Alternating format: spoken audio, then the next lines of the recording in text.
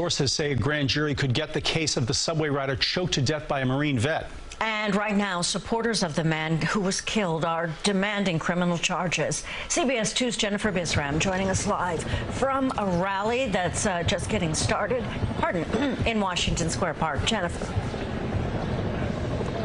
Hi, Dick and Dana. Jordan Neely died on Monday. Wednesday, his death was ruled a homicide, and days later, still, there haven't been any charges against the man who put him in a chokehold. And ever since, his supporters have been taking to the streets of New York City protesting, saying that they want the Marine veteran to be arrested and charges to be brought against him.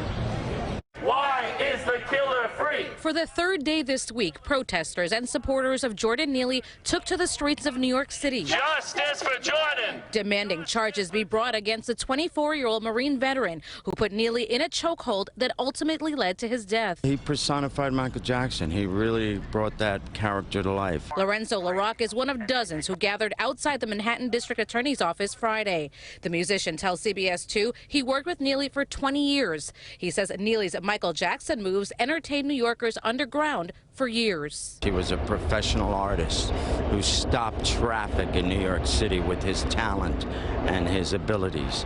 And he brought love and joy to New York, and New York gave it back to him. Since his death, Neely's supporters have been rallying on subway platforms and city streets. Justice for Jordan! They've been spray painting Jordan Neely's name on sidewalks and marking his name on subway walls, saying he didn't deserve to die. He was part of the artistic community here in New York.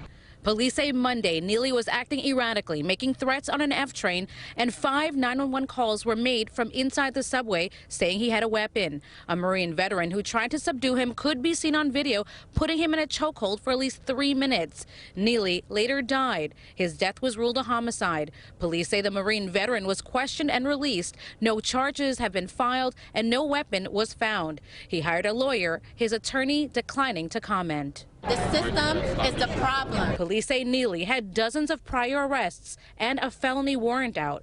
But the attorney representing his family tells CBS 2 he suffered from mental illness at a young age since his mother was brutally murdered. Witnesses say he was begging for food before he died. I just feel that it was a tragedy. And another live look at where we are right now, Washington Square Park. You can see dozens of protesters here already gathered holding signs like being poor isn't a crime, justice for Jordan Neely. This is supposed to take place in just a few minutes, but there are more rallies that are expected to take place in the coming days. Protesters telling us until they see charges or hear that charges are brought against that Marine veteran who put Jordan Neely in a chokehold.